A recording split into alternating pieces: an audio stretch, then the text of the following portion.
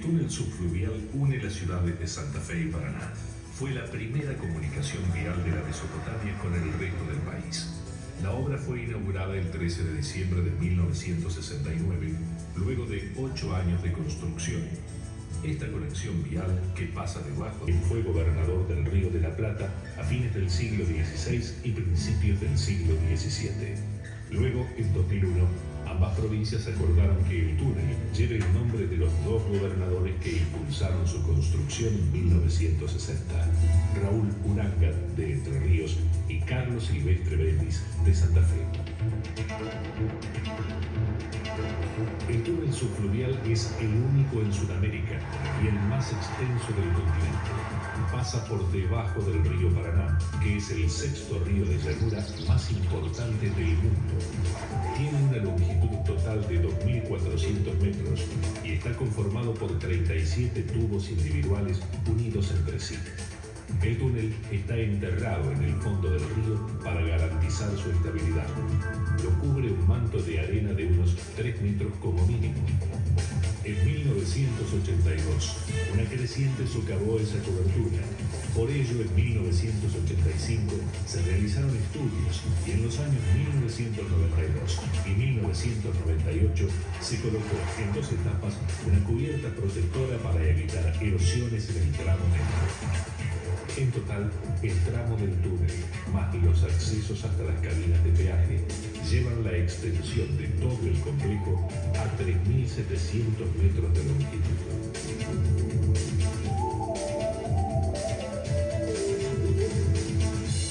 Hay un pasado común que une a Paraná y Santa Fe. Desde el traslado de la ciudad de Santa Fe de la Vera Cruz en 1660 al actual emplazamiento, fue creciendo en la otra margen del río un caserío a fines del siglo XVII. En lo que primero se llamó la Bajada del Paraná, se estableció una capilla que fue reconocida como tal en 1730. Así, por caminos de agua, luego de 1810, las dos ciudades crecieron detrás del sueño federal y republicano de sus caudillos, de los hacedores de su historia, de sus pobladores. Paranaenses y santafesinos siempre formaron parte de una misma historia, pero las dos provincias necesitaban unirse definitivamente con un lazo permanente, confiable, perdurable en el tiempo, seguro. Desde comienzos del siglo XX, unir físicamente ambas ciudades fue la consigna para entrerrianos y santafesinos. Fue en 1911 cuando se propuso por primera vez conectar Santa Fe y Paraná con un túnel. Pero recién en 1941 el gobierno nacional creó la primera comisión para proyectarlo. Pasaron más de 10 años hasta que en 1952 se comenzó con un anteproyecto que recién en 1955 fue terminado. En 1956 la obra fue declarada de interés nacional para financiar su construcción y en 1957 el Estado Nacional licitó la realización de los estudios, el proyecto y la obra, pero estos trabajos nunca comenzaron. Frente a las postergaciones y promesas incumplidas, el gobernador de Entre Ríos, Raúl Uranga, y el gobernador de Santa Fe, Carlos Silvestre Benis, firmaron el 15 de junio de 1960 el Tratado Interprovincial por el cual ambos estados asumieron la construcción del ansiado túnel. Se definieron por una conexión vial bajo el río Paraná para no depender de autorizaciones del Estado Nacional, dado que las vías navegables son competencia de la nación. Por ello, el túnel es de los santafesinos y los entrerrianos.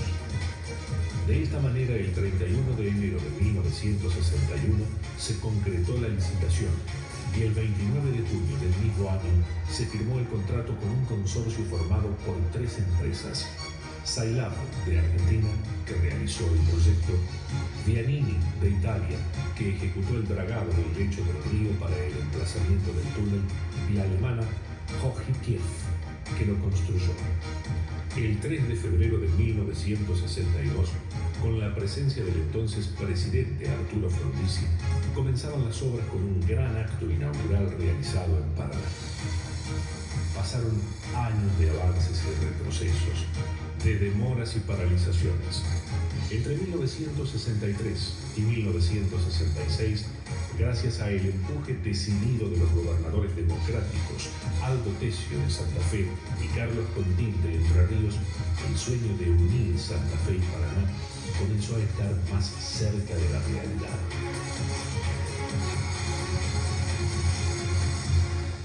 Como método de construcción del túnel se optó por la prefabricación de los tubos en un dique seco del lado Paraná. Desde esta costa se contaba más fácilmente con servicios y provisión de materiales. En el dique seco se construían simultáneamente 4 tubos. El proceso duraba unos 3 meses por cada tanda. Allí se construyeron los 36 tubos del túnel, más un tramo de adaptación para el lado Paraná de 11 metros de largo. Los tubos pesan cada uno 4.500 toneladas y miden 65 metros y medio de largo con un espesor en su pared de 50 centímetros. Tienen un diámetro interior de 9 metros con 80 centímetros para poder ubicar una calzada de 7 metros 50, más una pasarela de servicios de casi 1 metro de ancho. La altura libre para el paso de vehículos es de 4 metros 40. Esta previsión de diseño permite que hoy pasen por el túnel camiones de gran porte y hasta colectivos de doble piso, con una altura máxima permitida de 4 metros 20. Los tubos se realizaban en 3 etapas. En la primera se construía la parte inferior, luego la losa de la calzada y finalmente la parte superior. Dentro de moldes metálicos se colocaban las armaduras de hierro, donde luego se colaba el hormigón. Estos encofrados fueron fabricados para ser reutilizados en cada tanda de tubos. El proceso se ejecutaba según una estricta programación por los días de fraguado. En el exterior se colocaba resina poliéster con fibra de vidrio para proteger e impermeabilizar el tubo. Paso a paso, la estructura crecía hasta completar todo el cilindro. Solamente se dejaban abiertos los extremos del tubo. 13 metros hacia el interior de cada punta se colocaba un primer cierre de paneles retirables.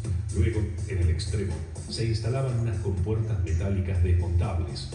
Estas compuertas exteriores solo se empleaban durante el transporte. Con el tubo flotando en el agua, las compuertas externas se retiraban para utilizarlas nuevamente en un nuevo grupo de tubos. Para retirar los tubos terminados se inundaba el dique seco. Esta operación demoraba aproximadamente 12 horas.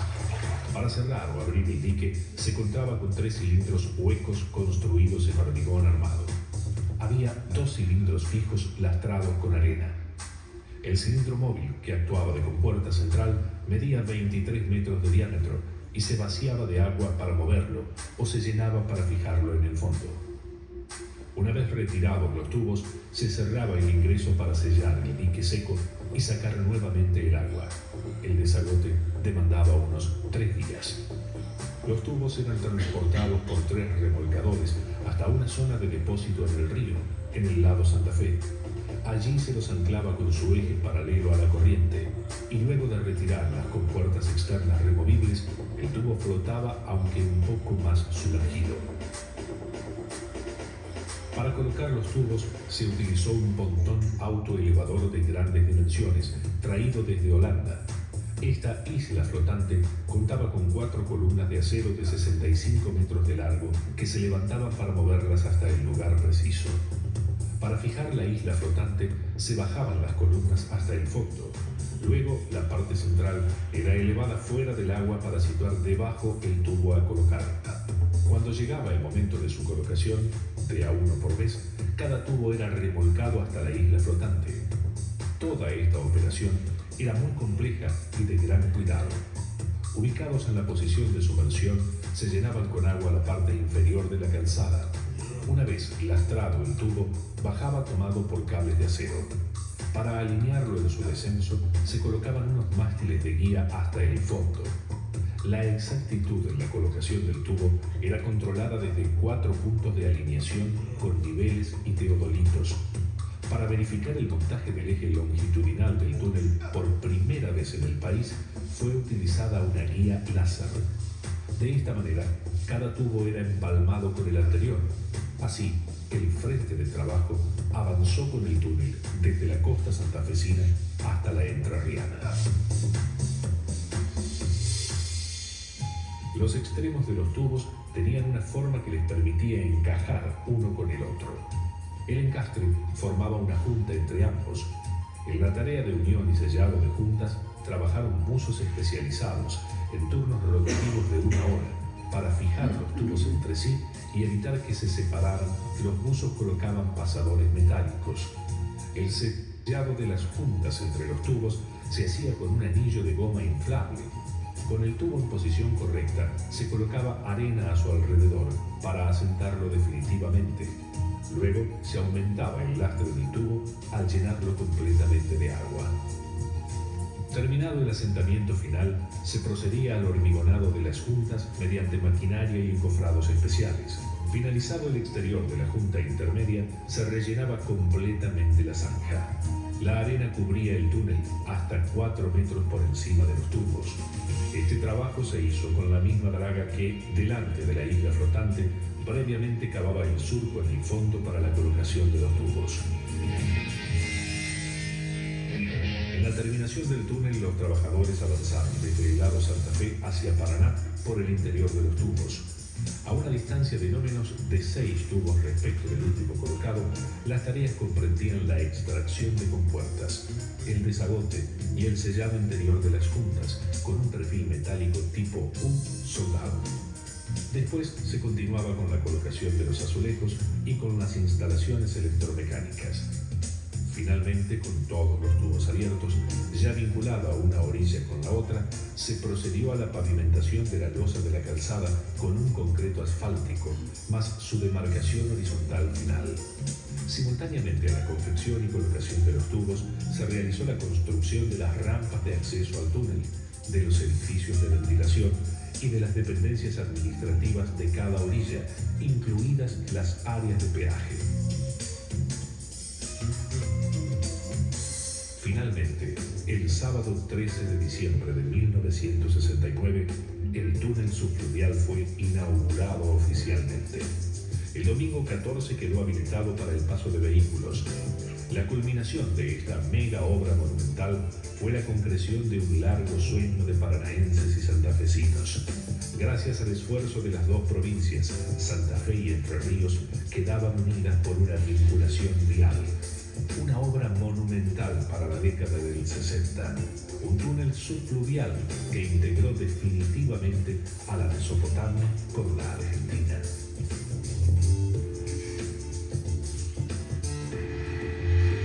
Desde el comienzo, ambos estados provinciales administran y mantienen operativo el túnel las 24 horas y los 365 días del año. Este tipo de gerenciamiento bipartito y autónomo, sin subsidios, autosustentable, ha permitido a esta conexión vial mantenerse vigente, actualizada con los requerimientos del creciente flujo de tránsito. Siempre en funcionamiento, el túnel se sostiene con el cobro de peaje, pero más allá de lo económico, un grupo de personas, de santafesinos y paranaenses, trabajan para que cada día unos 12.000 vehículos crucen por el túnel en forma ágil y segura. El túnel requiere mantener todos sus equipos y dispositivos operativos en forma permanente. El monitoreo general se realiza desde la sala de comando, ubicada del lado Paraná, con 26 cámaras fijas, 4 domos y 20 monitores. Personal especializado controla el tránsito durante las 24 horas. Un tema vital es la renovación del aire dentro del túnel, operación que se realiza con grandes ventiladores instalados en las torres de cada orilla. La parte inferior del túnel actúa como conducto de aire fresco, mientras que la parte superior, por encima del techo, funciona como conducto para la salida de los gases de los vehículos. En el control de la renovación del aire se utilizan sensores de monóxido de carbono para evitar intoxicaciones con este gas emanado por los motores de los vehículos. Además, en el interior del túnel están instalados sensores de visibilidad. Estos sensores regulan automáticamente la velocidad de los ventiladores según el alcance visual dentro del túnel. la iluminación del interior del túnel se cuenta con 4.200 tubos fluorescentes que están encendidos las 24 horas. Cada 18 metros, uno de estos tubos fluorescentes está conectado en forma independiente a un sistema de iluminación de emergencia alimentado por baterías. También se poseen dos grupos electrógenos de emergencia, uno en cada cabecera, para dar suministro eléctrico a los servicios de seguridad del túnel, como sensores y cámaras, con ciertas limitaciones en el alumbrado de calles y oficinas. Existen en cada cabecera del túnel cisternas subterráneas de 25.000 litros, donde se almacena el agua de lluvia que ingresa por las rampas. El agua es luego bombeada desde estos depósitos de captación hasta el río. También, en el medio del túnel, en su parte más baja, existe una estación de bombeo que extrae el agua de filtraciones y la envía a la cisterna del lado Paraná. En el interior del túnel, cada 100 metros, hay semáforos con tecnología LED que indican tránsito normal si está en verde, precaución con amarillo intermitente en caso de un siniestro o vehículo detenido y en rojo para la detención total del tránsito.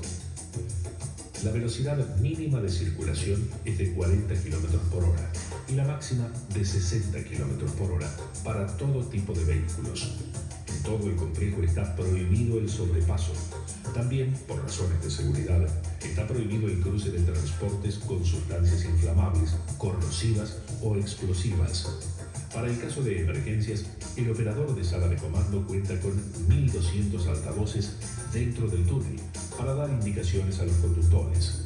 El complejo posee protocolos de acción ante siniestros viales con disposición permanente de servicio de grúas.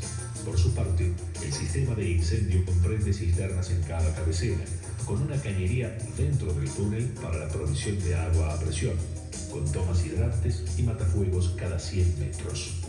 Cabe destacar que gracias a las medidas de seguridad y al respeto de las normas por parte de los conductores, es muy baja la tasa de siniestros. Fuera del complejo, una de las actividades más importantes para garantizar la estabilidad del túnel subfluvial es el monitoreo mensual del lecho del río.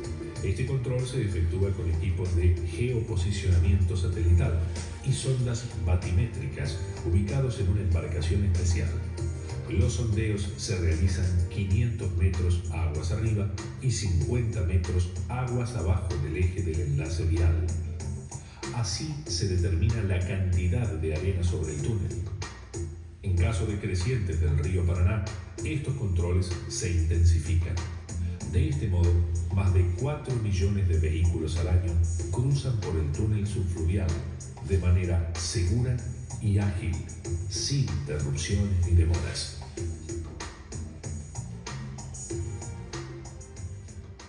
Hoy, gracias al túnel y la autovía, el viaje entre Paraná y Santa Fe puede hacerse en solo 20 minutos. De este tiempo, cruzar el complejo subfluvial lleva menos de 5 minutos. Pero antes del túnel, trasladarse entre ambas capitales significaba viajar en lanchas de pasajeros o en balsas que transportaban vehículos. Para santafesinos y paranaenses, llegar de un lado al otro del río representaba hasta horas de espera, con complicaciones por el estado del tiempo y del río, por problemas en las balsas. Más complejo era todavía para los habitantes de las localidades del interior de ambas provincias.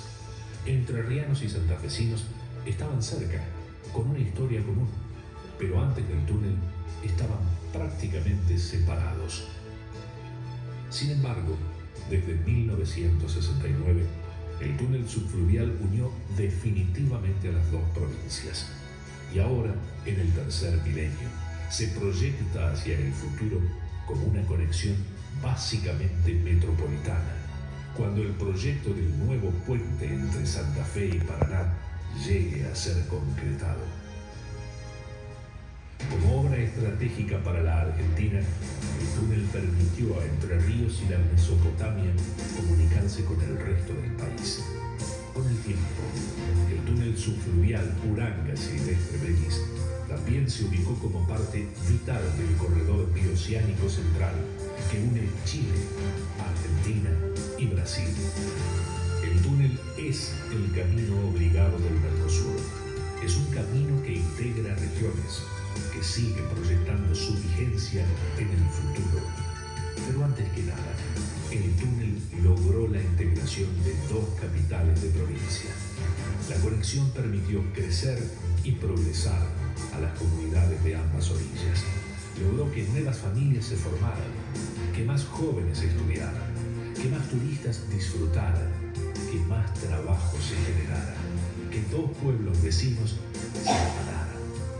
Así, desde 1969, el túnel subfluvial Uranga-Silvestre-Belis es patrimonio y orgullo de los entrerrianos y los santafesinos.